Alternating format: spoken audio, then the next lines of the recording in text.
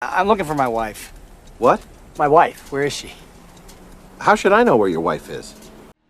The 1990s gave us huge hits but left some great stories behind, and Film Gorilla presents 10 most underrated movies of the 90s. Oh, I can't believe you had to give him the damn tape. Yeah, me neither. It was one of my favorites. Strange Days is a cyberpunk ride that arrived years before The Curve. James Cameron built a custom 8-pound camera to capture wild point-of-view shots. This device fit in the palm of a hand for total immersion. The massive rave scene featured sets by the electronic legend Aphex Twin. Angela Bassett delivers a powerful line that Fatboy Slim sampled for his hit song. He used her voice for the 1999 track Right Here, Right Now. The high-budget tech noir crashed at the box office because people were not ready.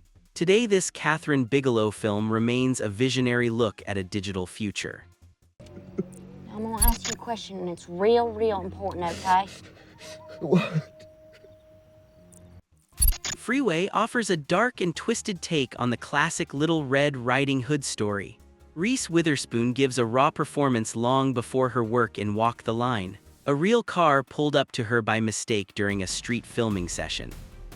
The actress got angry because she thought the driver was a genuine threat. Director Matthew Bright kept the camera rolling to capture her authentic reaction. Legendary composer Danny Elfman did the score for $1 and some yard work. Mainstream crowds in 1996 found the production far too crazy.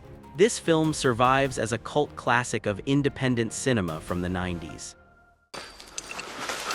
Martha, I need to talk to you. I need to... Wendigo. Ravenous is a bizarre mix of horror and comedy set in the snowy mountains. Lead actor Guy Pearce is a strict vegetarian in his daily life. He ate lamb stew for multiple takes while pretending it was human meat.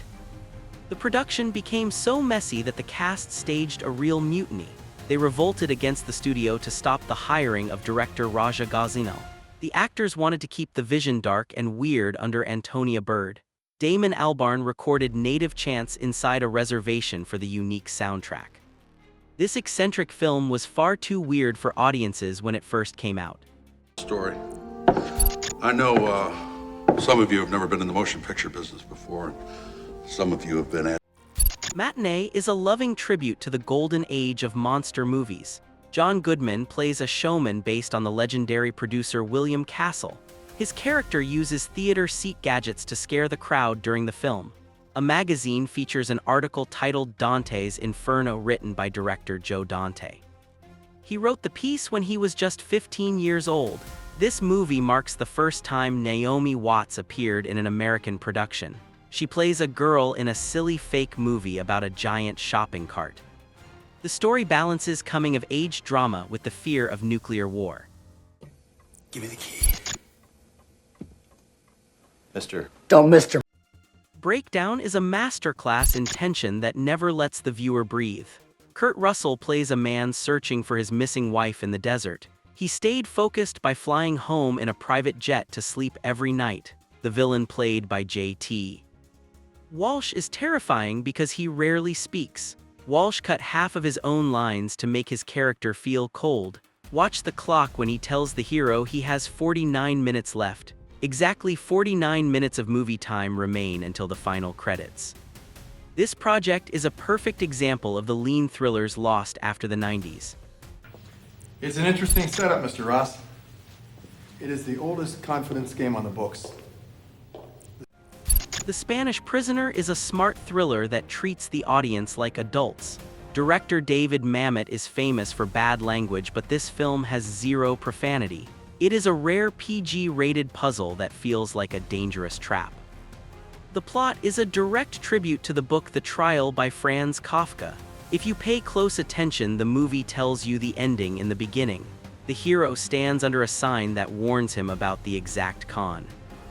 Most people missed this quiet masterpiece because it relies on words instead of explosions.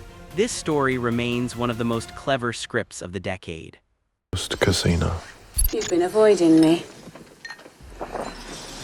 Have I? Croupier is the stylish British noir that made Clive Owen a massive star. He plays a writer who takes a job dealing cards at a casino. His cold performance led to a huge campaign for him to play James Bond. The film was a flop in the United Kingdom before finding success in America. It got kicked out of the Academy Awards because it aired on European television first. This movie inspired the main character in the action hit film Shoot 'Em Up. Director Mike Hodges creates a smooth look at the dark side of gambling. The script captures the lonely life of a man trapped by his own rules. I come to you with what may be the preeminent discovery of the 20th century, the possibility of extrasolar. The Arrival is a paranoid alien story that deserved a much bigger audience. It came out just 1 month before the huge blockbuster Independence Day. While that movie focused on explosions, this one relies on hard science and suspense. Director David Twohy used a real mystery called the wow signal for the plot. Pay attention to the actors during the intense heat wave scenes. Humans sweat in the sun, but the hidden aliens are physically unable to do so. This clever visual trick rewards viewers who look for small clues. The smart thriller got buried by massive marketing budgets of the summer. So then you start writing letters. Stark pays, and the rest is history. Zero Effect is the smartest version of Sherlock Holmes you have never seen. Bill Pullman plays a private eye who solves cases from a messy hotel room.